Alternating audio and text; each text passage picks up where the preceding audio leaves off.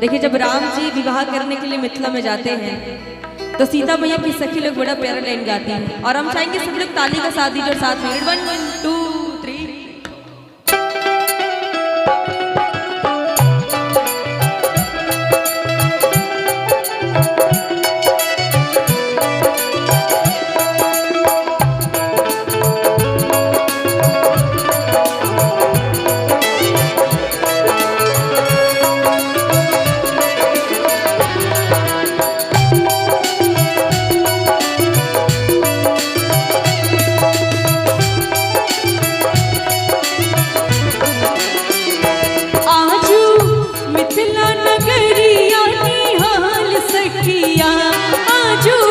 मिथिला नगरिया निहाल सखिया, चारों दुल्हा में बड़का कमाल सखिया, चारों दुल्हा में बड़का कमाल सखिया।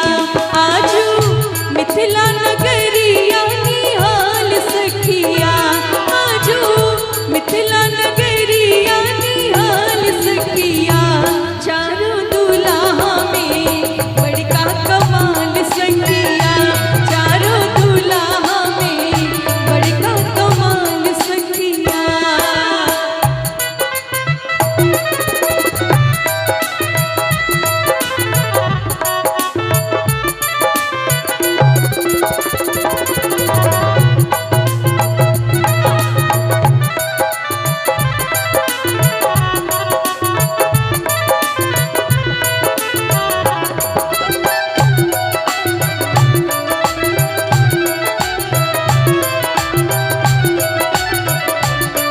और देखिए, जब प्रभु राम जी बारात लेके चल देते हैं मिथिला में और जब मिथिला पहुंचते हैं तो सीता मैया की सखी लोग बड़ा व्याकुल, भाई राम जी आ गए हैं बारात लेके।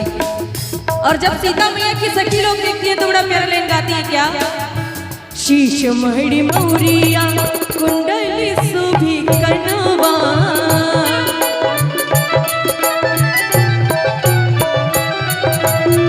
शीश मणि मौरिया कुंडली शोभी कनवा, कारी कारी कजरारी जुलूमी नयनवा, लाल लाल चंदन इनके भाल सखिया, लाल लाल चंदन इनके भाल सखिया, चारों दुल्हा में बड़का कमाल सखिया, चारों दुल्हा में बड़का कमाल सखिया।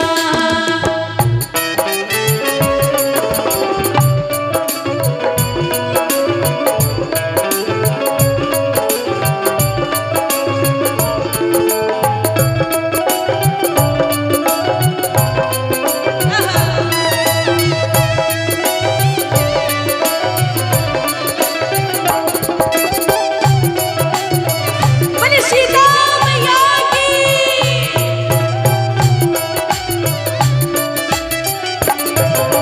अब देखिए, राम जी मिथिला में तो पहुंच गए और सभी जानते हैं कि राम जी सावले और सीता मैया गोरी।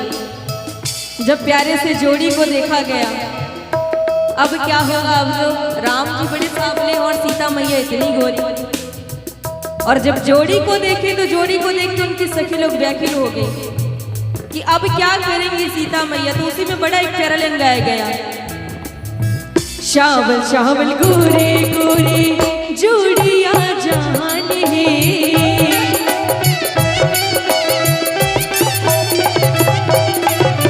शावल शावल गोरे गोरे जोड़िया जान है, अखियाँ न दिखली सुनल रही कान है, जुग जुग जीवे जोड़ा जोड़ी सखिया, जुग जुग जीवे जोड़ा जोड़ी सखिया।